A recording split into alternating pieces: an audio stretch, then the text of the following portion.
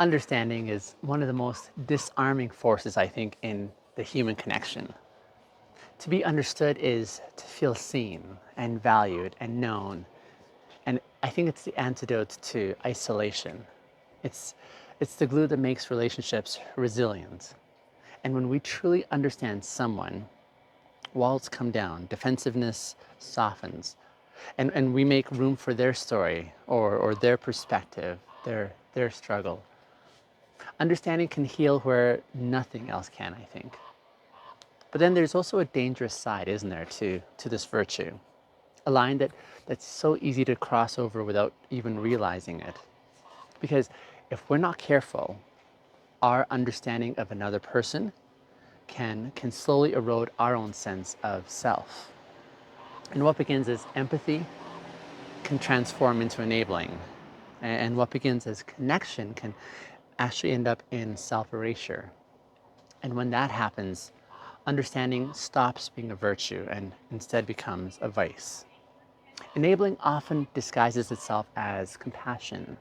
And so we tell ourselves, they've been through so much, right? I just need to give them grace. And so we excuse the disrespect and the broken promises and the outbursts because we understand where it all comes from. And while empathy may help us interpret behavior, it must never become the reason that we excuse harm. Understanding explains, yes, but it doesn't excuse. See, the cost of confusing the two is steep. Because when my understanding silences my own needs, I'm no longer present in that relationship. I'm in essence pretending to connect while I'm simultaneously abandoning myself. I'm sacrificing authenticity for the illusion of peace. And in the process, intimacy collapses. Because intimacy cannot exist without two whole selves showing up. See, I've seen this dynamic in myself. There were times when I thought that I was being noble, right, by understanding someone's pain, only to realize that I was really just allowing myself to be diminished in the process. So I would swallow my frustration, I would justify their behavior, and then I'd tell myself, this is what patience looks like. But patience without honesty is not patience, it's actually fear. And fear cannot sustain connection. See, integrity has to stand guard at the edge of understanding. Integrity demands that I hold on to my own perspective, even as I'm making space for yours. And it reminds me that empathy without self-respect is really incomplete. And it challenges me to remember that love requires truth, not just tolerance. The challenge, I think, for many of us, especially for young men, is that we've been taught to equate strength with silence. And so we've, in essence, absorbed the idea that to be loyal means to absorb, to endure, to never confront. And so when we begin to practice empathy, it easily mutates into enabling because we're already conditioned to hide our voices. And so understanding becomes this perfect disguise for avoidance. But this is not intimacy. See, this is not integrity. Intimacy requires truth-telling, and integrity requires this alignment between our values and our actions. And so if my understanding of you means that I'm betraying myself, then neither of us is served.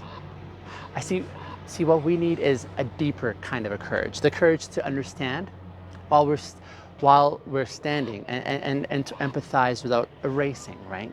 To connect without losing ourselves in the process entirely. One of the most subtle traps of enabling is how virtuous it feels in the moment. See, when we understand someone's struggles, we tell ourselves that we're practicing patience. And then we convince ourselves that we're protecting the relationship and that overlooking their behavior is this act of maturity. And for a while, this might work. There's less conflict, there's fewer arguments, there's more surface level peace, if you will. But beneath the surface, the cost is building. See, every time that we're excusing harm in the name of understanding, we're chipping away at our own dignity. And so we send ourselves a message that our voice matters less, and that our boundaries are negotiable, and that our pain is secondary. And the longer that we live this way, the harder it becomes to recognize even our own selves. Understanding becomes this mask then that we hide behind, while resentment is quietly growing in the dark. Resentment is always a warning sign. Resentment tells us when we've crossed the line from empathy into enabling. Because when empathy is healthy, it brings freedom. It allows us to care without compromising who we are. But when empathy mutates into enabling, it shackles us. And we begin carrying not only the weight of our own needs, but also the unchecked weight of someone else's choices as well. And so the irony here is that enabling doesn't actually help the other person at all either. Like when we excuse harmful behavior, we're denying them the chance to face the consequences that could really be the spark for their own growth. And we're shielding them, in essence, from reality in the name of love. But in truth, we're actually keeping them stuck. Our silence becomes this permission slip for their stagnation. And that's not compassion. That's complicity. I mean, think about it. Understanding without boundaries isn't really love. It's fear disguised as virtue. It's the fear of conflict, the fear of rejection, the fear of being alone. And so we hold our tongue, we nod along, we rationalize.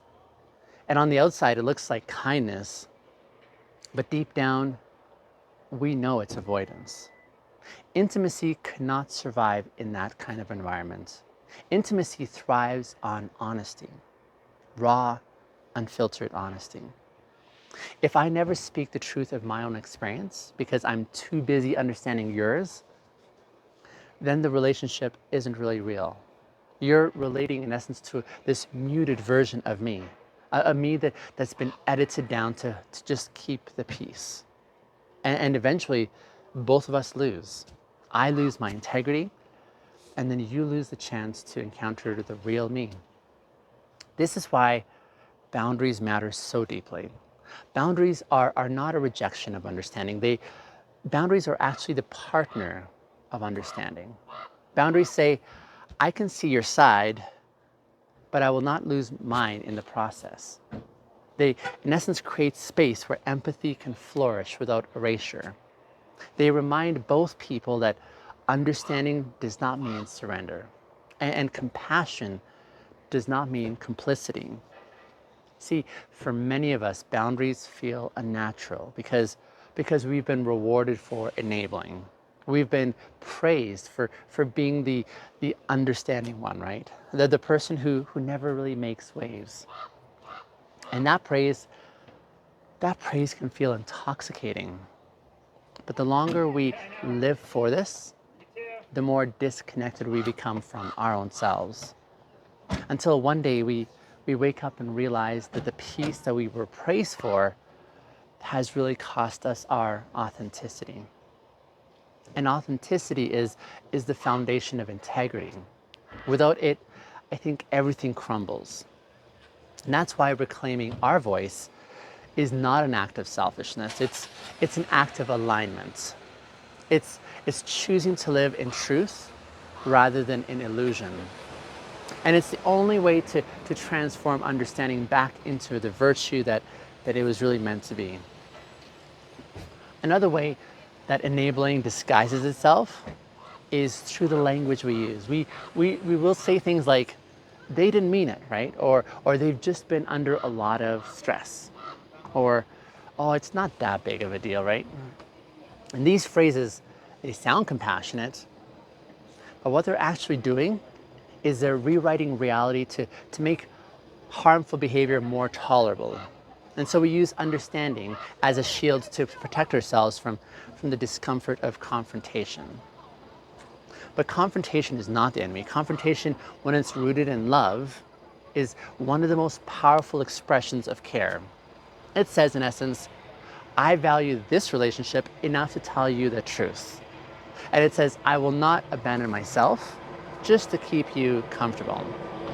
And it says, I trust that you're strong enough to face, I trust that you're strong enough to face the reality of your own actions. See, when we enable, we're robbing the other person of this gift. We're choosing silence over truth and comfort over courage. And in doing so, we create a relationship where dishonesty is masquerading as a peace. That peace may last for a season, but eventually it fractures, because intimacy without truth is a facade, and facades always crumble. The real cost of enabling is that it makes intimacy impossible. To enable is to disappear. And when I disappear, you can't know me. You can only know the mask that I'm wearing just to help you feel at ease. But over time, the distance that it creates increases loneliness, even in the closest relationships. But this is, I think, why integrity matters so deeply in the relationships that we are in. Integrity, in essence, insists that I bring my full self into that connection.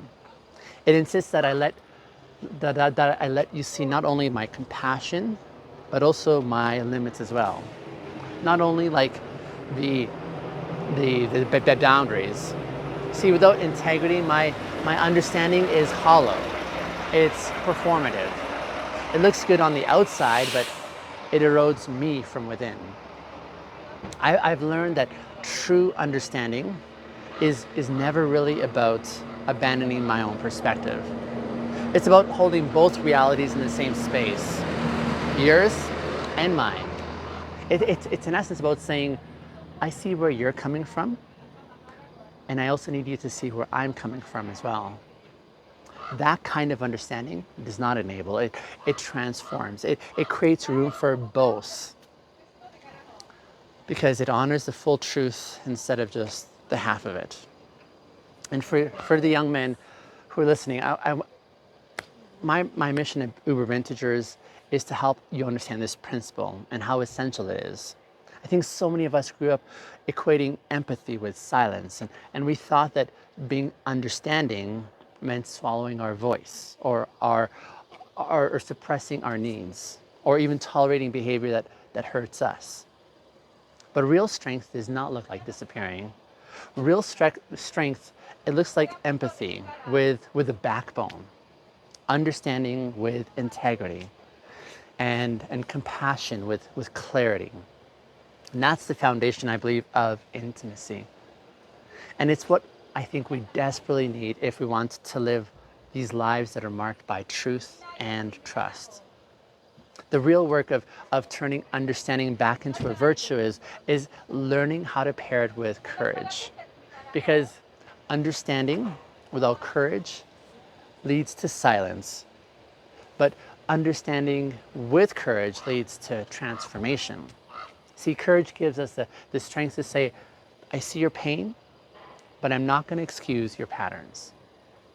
It gives us the courage or the boldness to declare, I care for you in a deep way, but I will not disappear in the process. And it gives us this resolve to remember that our perspective matters just as much as yours, right? This is the balance that integrity demands. And integrity is not about choosing between compassion and truth. Integrity is really about holding them both together. See, if I lean only toward compassion, then I risk enabling. If I lean more towards truth, I risk harshness. But when these two are woven together, the result is a love that is both fierce and tender, both honest and kind. And that love is the soil where intimacy really grows. The danger of enabling is that it feels easier in the moment, and it avoids conflict. It postpones the discomfort, and it creates this illusion of peace. But that peace also comes at a cost, at the cost of authenticity. And eventually the hidden fractures beneath the surface become too wide to ignore. And relationships built on enabling may look stable, but they cannot stand the test of time. See, true intimacy requires risk. The risk of being misunderstood, the risk of disappointing someone that we really care about, the risk of rupturing that may or may not be repaired. But without that risk, there is no real connection. There's only performance, and performance cannot satisfy the deep hunger that we have to fully be known. So when we ask understanding or enabling, what we're really asking is, am I making room for both of us? Or am I erasing myself to protect you? See, if it's the latter, then what looks like virtue is actually a vice. And the cost is too high, because the more we erase ourselves, the less capable we are of bringing anything meaningful into that relationship. See, we can't nurture connection if we're not fully present with it. And that's why reclaiming our voice is such a critical act of integrity. It's choosing to live aligned with our values rather than living aligned with our fears. It's choosing to bring the fullness of who we are into every space, even when it feels risky. And it's choosing to believe that intimacy is worth the discomfort of truth. And this is, I think, what the calling is that I have here at Uber Vintagers.